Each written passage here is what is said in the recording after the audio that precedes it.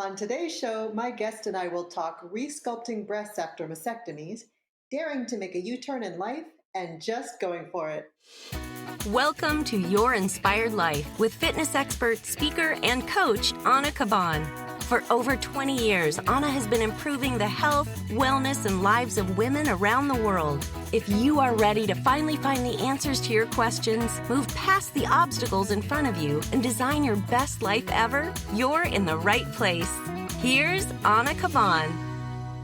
Hola, hola. Thanks so much for joining me today. Today's guest is coming to us from New York City. None other than a very dear friend of mine. Actually, I can tell you she is my longest standing friend, and we'll talk about that in just a minute. She's known me since I was born. That is Dr. Constance M. Chen. Dr. Chen is a board-certified plastic surgeon with special expertise in the use of innovative natural techniques to optimize medical and cosmetic outcomes for women undergoing breast reconstruction. Dr. Chen received her BA from Harvard, MD from Stanford, and MPH from Tulane. After surgical residencies at the University of Washington Medical Center and New York Presbyterian Hospital, Cornell, Columbia, she completed fellowships at Memorial Sloan Kettering Cancer Center, that is a mouthful, and New York University Langone Medical Center. She's currently clinical assistant professor of surgery, plastic surgery, at Weill Cornell Medical College and Tulane University of Medicine. Dr. Chen is frequently invited to lecture nationally and internationally on new advancements in breast reconstruction and is often interviewed in national media outlets in TV and print about breast health on her areas of expertise, including breast reconstruction after breast cancer and breast implant illness. She is the author of 3 books, 5 book chapters, and 50 journal articles, and has also won numerous awards for her work in plastic and reconstructive surgery. Dr. Chen has developed a reputation in the community for the personalized attention that she devotes to her patients. She is committed to aesthetic restoration of the breast and body and enjoys helping her patients achieve overall well-being. At the end of the day, there's nothing more important to her than the joy she hopes to bring to her patients' lives. Please welcome our guest, Dr. Constance M. Chen. Hello. Hi. How are you? Good. How are you? It's so great to be here.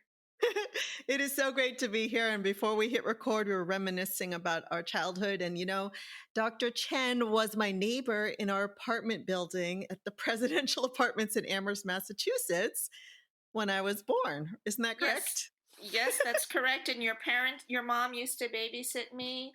And then when we got older and we moved into houses and nearby streets, we played together, and we had a club called the Razzle Dazzle Club that met in a corn house on a farmer's field. Yes, now I remember that. Oh my gosh. And had sleepovers in it with other girls, and the boys would come and bug us while we had our sleepovers. It was so fun. Oh my gosh, that was country living. Yes, exactly. A far cry from New York City. Oh my gosh. So as long as I can remember, I remember you wanting to be a doctor. Now you're telling me I was incorrect, but I remember you growing up telling me you were going to be a heart surgeon. And, now you are a surgeon, but it has nothing to do with the heart. So tell me about where you started and where you are today and kind of what took you down this route of being a breast expert. When I was really little, is it okay if I talked about how I wanted to be a writer first, or do you want me to go straight into for it? Okay. Go right into it. Tell me your story. Yeah, sure. So looking back when I was a child, I wanted to be a writer and a heart surgeon. And I think my motivations for each were different. I loved to read, and I wanted to be able to bring the magic of words to life one day. And when I was 5, I saw a notice on a board in a department store advertising for writers, and I pulled down one of those it was like a send away thing that said submit a writing sample. So I pulled down the card and submitted a short story of how my dog Coco was hit by a car, and I actually received a letter back in response. They were so nice. They encouraged me and said, maybe you can be a writer one day when you grow up. And I was like, wow, that's so cool. Oh my gosh. At 5 years old. That's amazing. I know. And then a few years later, I started a street newspaper where I collected quote unquote news from all of our neighbors, like someone got a dog or something, and typed it Mhm. up and then distributed it for free to everybody. So there was always that thought. But then I entered my tween years and that's when I decided I wanted to be a heart surgeon because it was the hardest thing I could think of. Um, Wow. my I do have sort of my father's a professor of public health, or he's now retired, and my grandfather was one of the founders of the medical school in Taipei. So I could have gotten it from that, but I just thought it was the hardest thing I could think of. So then when you fast forward to how did that kind of manifest itself later, I guess it seems amazing that when we get older and we learn and we grow and it change, it actually seems like sometimes we don't actually change that much at all. I mean, there's some constants in all of us. Obviously, we change, but we just, a lot of things stay the same. So since then, I actually have produced 3 books, a bunch of book chapters, magazine, and scientific journal articles. In fact, I was one of the founding editors of Men's Journal when I graduated from college. I remember But that. then I had a second act and took pre-med classes after college. After actually, I had just written a book. So Mhm. while my book was being published, I took my pre-med classes, and the year after that, I went on a book tour and whatnot. And while I didn't become a heart surgeon, I did become a plastic and reconstructive surgeon. Actually, I specialize in microvascular surgery and natural tissue breast reconstruction. So, what I do is I sew together tiny arteries, veins, and nerves to recreate and restore soft, warm, living breasts to women after mastectomy, usually because they have breast cancer. And then I've also become an expert in removing breast implants with an intact capsule for women who develop breast implant illness after cosmetic breast augmentation or implant based breast reconstruction. So while I don't actually operate on the heart as a physical organ, I do, I mean, not to sound corny, but I do try my best to treat my patients' metaphorical hearts as they try their best to cope and move forward with their lives when a part of their chest needs to be healed. So I guess I could put it that Right. way. And from my humble opinion sitting here, I would say that that sounds pretty hard. You had said that, heart surgery is the hardest thing you could think of. I don't know. What you do sounds pretty darn hard to me as well. I certainly wouldn't go anywhere near a scalpel. So, congratulations on accomplishing something very difficult and being an Oh, expert thank you. at it. Well, That's so amazing. oh, thank you. I mean, I just feel Mhm. very fortunate because I adore my patients, and what I do. That's why I wake up in the morning, and it gives a lot to me too to be able to kind of put people back together and whatnot. Right. So I'm going to jump ahead because you were talking about being a writer first. On this show, I really want to inspire women that might be at a point in their life where they feel like they're ready to make a turn a quarter, to pivot a little bit, to reinvent themselves because they have grown into a different person, or maybe they're just tired of what they've been doing all along. So, how was that for you? Because you had an agent and you had published a book. And I remember you were doing a book tour. I remember you telling me where to show up to see you because your book was on display in New York and you'd be doing a reading. So, how was that for you to make that choice that I'm actually going to go down the road of medicine and turn your back on what you thought you wanted to do your entire life? Well, I at the time I didn't think I was turning my back. I went into medicine because I had a cousin who I don't know who killed herself, and so I wanted to figure out how to make the world a happier place. And I thought if I did a PhD in psychology, it could be endless. It could go on. And I thought medical school would be sort of a short period of time. So I thought I wanted to learn that, and then I was going to go right back into writing and publishing and all of that. I didn't actually never thought I would practice as a doctor. I thought I was Hmm. just going to go to medical school to sort of add to the educational repertoire. When I was in medical school, so I did a lot of psychiatric research on orphans in China. I was interested in cultural things that affected people's psyche and whatnot. But when I did my clinicals in medical school, I did a surgery rotation and loved it. When I was a child, I had always, not to sound macabre, but when I was a child, I had always loved arts and crafts. And surgery is really working with your hands. And what I love about plastic surgery is you're really shaping and trying to put things back together and making things as beautiful and as normal as you can. There are many, some plastic surgeons actually do sculpture and painting in their spare time and whatnot. Hmm. It's a very artistic field. And so obviously there's the medical portion too, because you need to keep everything alive. I'm a microsurgeon, which is pretty hardcore in plastic surgery. It requires a fair amount of extra fellowship training. And what that means is like as I mentioned, I literally sew blood vessels back together under an operating microscope to create living parts for people. So that Right. instead of when your breast is taken away and you take, say, part of your lower abdomen, like the part that you would use in a tummy tuck, or your upper inner thighs, the part that you would normally remove in a thigh lift and throw out, I dissect out the vessels and also the nerves very carefully to recreate a breast that's alive, that grows if you grow, that shrinks if you shrink, and then I reconnect the nerves too, so hopefully you have feeling. And I work with breast surgeons, so I put everything back together, the breast surgeon takes it away. And so I Uh-huh. work with breast surgeons who do nipple sparing mastectomy, so they leave the entire breast envelope. So at the end of the day, after someone has a mastectomy, and when I put it all back together using their own tissues, it can be almost impossible to tell that they had a mastectomy. I mean, they just look like everybody else. And I think at the end of the day, many people, if they've had to deal with something like cancer, they mostly want to move on and just feel normal. And so that's what I try to do Right. for them. That's so amazing. And so, but when back to the writing thing, Yeah. would you have you, because I know you've published, Yeah. been published, are you writing more about medicine now? Like, is there a book about medicine you've written, or is it more, because I know you're featured in articles, you've written articles Sure, and things.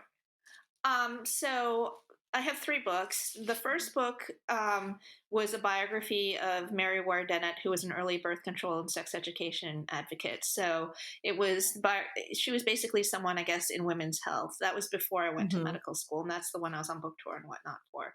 I have two books in plastic surgery. One is a book on cosmetic surgery published by McGraw-Hill. Both of them are for other plastic surgeons. They're not, I mean, the layperson could read them, but Right, they're right. really The for plastic technical. surgeons. Yeah, exactly. And the other one is a surgical atlas that I am co-editor on perforator flaps for breast reconstruction. So that's the gold standard in breast reconstruction, is where you take tissue from one part of the body, recreate it for breast reconstruction in my case, and then the old methods like the tram and latissimus dorsi would take muscle, but I do.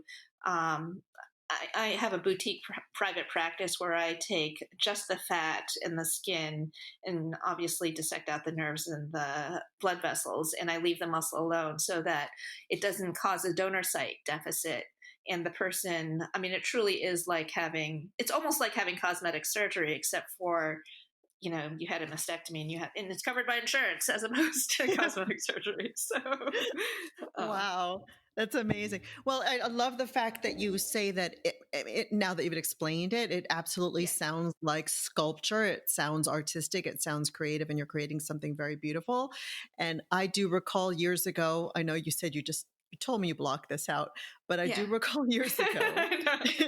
we were in high school and you were spending your summer going to Amherst College, which was down the street, and participating in some kind of internship where you were dissecting rat brains. So in my head, I thought you wanted to be a brain surgeon. This is what I recall. You were splicing them and putting them on little glass plates and then looking under a microscope. And I guess I remember more of it than you do. So you have dissected things before, clearly as young as in high school. This goes way back. Yes. I'm training for this for years. Yeah, I think that was after 10th grade. My chemistry teacher told me there was this opportunity to work with someone at Amherst College who wanted an assistant. And so he asked if I wanted to do it. And it was actually a paid internship. And I was supposed to go to Club Med for a month in Switzerland with my French exchange student that Oh, summer. And wow. my parents said, well, you can do whatever you want to do. If you want to go to Club Med, do that. If you want to do the other thing, do that. And I guess I was just super practical even back then. I totally wanted to go to Club Med in Switzerland with my French exchange student, but Right? I gave that up and I worked in the biology department with the rat brain project instead. And in fact, the following summer, I got another summer internship at UMass in the neuropsychology department, also working with rats and their, nervous systems and whatnot. And, you're Wow. not totally crazy to think about the brain surgeon aspect. When I did my brain surgery rotation, in medical school, I actually loved it. It was one of my favorite rotations, and I considered it. There was one point when I thought I wanted to do it. I will say, brain surgeons are the hardest working doctors in the hospital. Heart surgeons are second hardest Wow. working. I'm not saying plastic surgeons aren't, but they literally work. I mean, we would round on patients at 12:45, and then be back at 4 a.m. to round on them again. It was ridiculous. So the life of a brain surgeon is pretty hardcore, and heart Mhm. surgeons too, microsurgeons too, but you have a little bit more control because, um, my patients are, I'm not going to operate on them unless they're healthy. And Right. what do I mean by that? They are, even if they have breast cancer, they have to be healthy enough to undergo reconstruction, as opposed to someone who, the brain and heart surgeons, I don't think they have as much control over their lives Sure, sure. as I do. I mean, in the in the plastic surgery world, microsurgeons are definitely, you know, on the most hardcore side of things in terms of, I mean, these sometimes they can be, 14, 15, 16-hour operations, like really, really Oh long my gosh. operations. But still you can schedule them and you can decide when you're going to do them for the most part, which Wow. makes a That's huge amazing. difference. Yeah, yeah. Yeah. I can imagine. But yes, but you're saying making the switch from the second act thing. So yeah, when I went into publishing, I was 150%, a writer. I helped start a magazine, as I mentioned, Men's Journal, and I had a book out, and I had an agent, and that's who I thought I was. And when I went to medical school, I thought of myself as a writer. I didn't think I was going to become a doctor, but then I made a complete U-turn, and it really did shock many of my friends. All of my friends from college were in the arts, um, and my mother was thrilled I was going into something she thought was more practical, but my father loved my writing and he didn't think that I should do it. He tried to talk me out of it, actually. Wow, that's um, surprising. I know, I mean, he literally brought statistics of why it was a bad idea. And but here I am, and now it took me a long time before I felt like my primary identity was that of a doctor. Like I said, when I Mhm. went to medical school, I never even thought I was going to practice. I thought I was just going to make the world a better Apply that, right? place. Yeah, I was Mhm. just going to figure out how to make people happy. But then I did the surgery rotation. It was all over. It was so fun. It was so wonderful and so rewarding.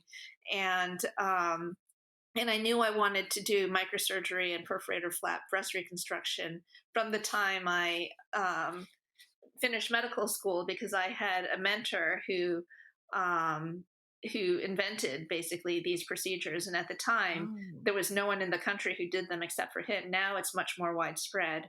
But I just knew that I wanted to do this because before this, it was, people, if they had mastectomies, either they needed to have breast implants, which could, they cause a lot of problems for people, and they're also fairly uncomfortable and they need to be changed and whatnot. Mhm. Or if they had used their own tissue, they had to use muscle, and that caused problems too. Pain. You don't have your donor site anymore. I mean, as a Pilates instructor, the core is incredibly important, and so to take out your core, to take out your rectus abdominis muscles to recreate your breast, just it's not great for people. So it's much better not to do that and just to use the skin and fat to recreate the Hmm. breast. That's so amazing. It's so amazing what you do.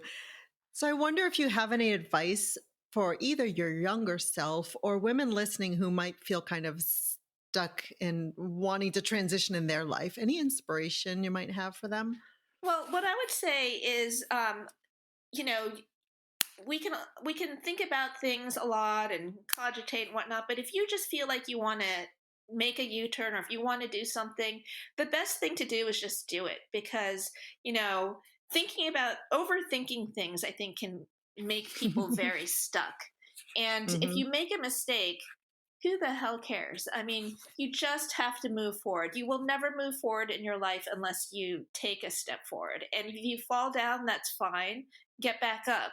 And maybe you keep going in the same direction. Maybe you go in another direction. Honestly, while I always wanted to be a writer and a surgeon from a young age, you never know what you're going to end up doing. I have a classmate at from college who she now runs YouTube, and Google started in her garage, and it was totally random. It's because the founders Wow. of Google needed a place to rent, and so Hmm. she rented out her garage. And now she says, can you imagine, would anyone have thought I'd be in computers? It's Hmm. just sort of because it was not something she did. I Sure. happened to be pretty much doing what I was wanting to do, but that didn't have to happen. And I was well on my way to uh, I was very entrenched in the publishing world, and to take a U turn like that was, like I said, people try to talk me out of it. I had friends Hmm. who didn't like people in medicine, and all that sort of thing. But I have no regrets. I love what I do. It's why I wake up in the morning, and you'll never know whether this something is right for you or not unless you just do it. You can think Right. about it. You can think about the pros and cons. You can, do your research. You can do whatever you want to do, but at the end of the day, you just have to do it. And don't be afraid, because if it doesn't work out, you've tried. And if you really want to do it, usually it probably will work out. You'll It find will a work out. way. Yeah, it Exactly. it The just stars it kind of just align for you. Hmm. yeah, you just find a way. If that's what you want to do, if that's where your heart is. I mean, we have one life to live, so we need to live it meaningfully and purposefully. And you don't want to, on your, when you're on your last day, say, God, I wish I had done this or that, or Hmm. have all of these regrets. I mean, do what you want to do. And you know and the people around you, it's not that you want to ignore them. You can listen to them, but at the end of the day, it's your life and it's your Right. decision, and you have to do what you want to do. Agreed. 100%. That is perfect. Thank you for sharing that with us. So, Constance, Dr. Chen, I stopped myself. She was No, that's Connie. okay. Sorry. Yeah, but here I am. Yeah.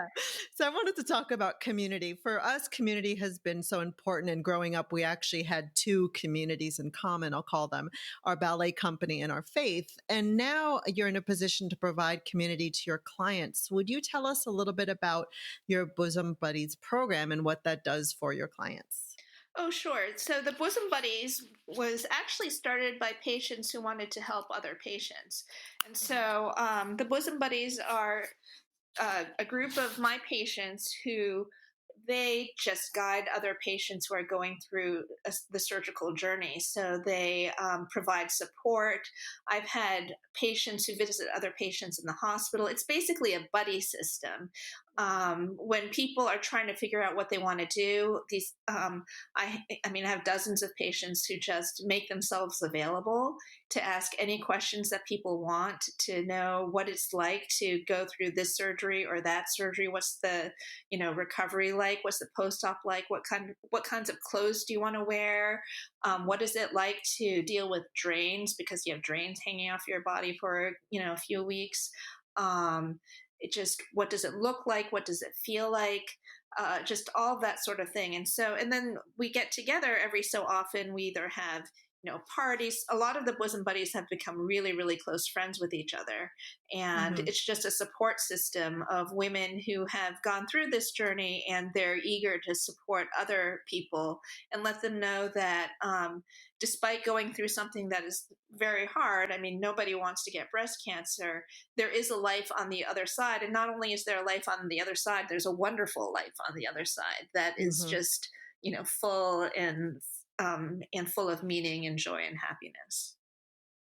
I love it. I love anything that we can do to lift each other up, to bring people together, to support one another. So I'm so happy that you're doing that, or that your clients are doing that, and you're there to facilitate it for them. Yes. And then the other thing about Bosom Buddies is there's a lot of there are a bunch of breast cancer meetings that are geared for patients, that it's educational, teaching them about just the different kinds of diseases that you can have. I mean, for example, facing a risk of Cancer Empowered. That's for people with a genetic tendency for breast cancer, breast and ovarian cancer.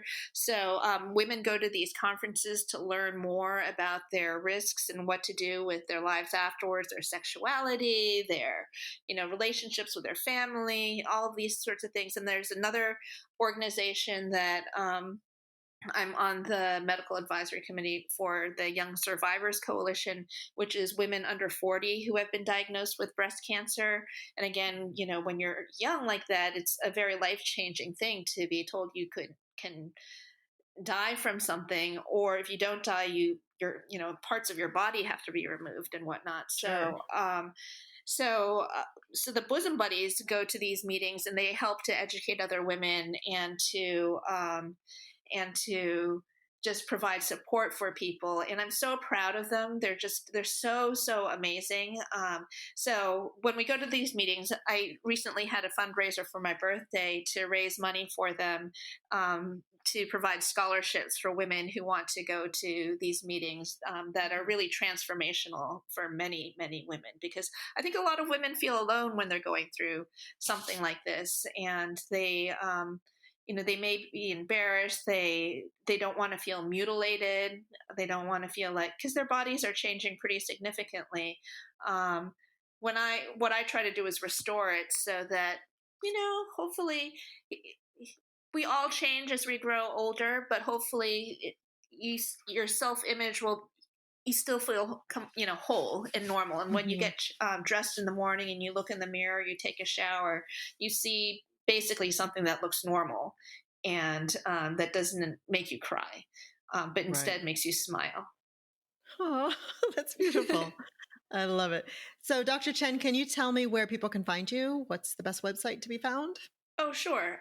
So my website is www.constancechenmd.com. That's CONSTANCECHENMD.com. Well, that's amazing. Thanks again for joining me today, Dr. Chen. It was super fun to connect, and very inspiring to hear your story and how you are positively impacting the lives of so many women around the world, apparently. So I really appreciate you spending your time with me.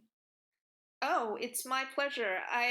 Anytime I get to spend with you or your family is always, honestly, every time I go back to Amherst, the first thing I do is take out your parents to Judy's. I just love you and your family so much. Your parents are basically like second parents to me. Thank you. I miss you guys. guys. To hear that. Well, thanks again for joining us. And thank you all for listening. It's been great to have you here today. Stay tuned for the next episode. For more information on Ana's coaching and programs, or to book her for your next event, visit anacabán.com.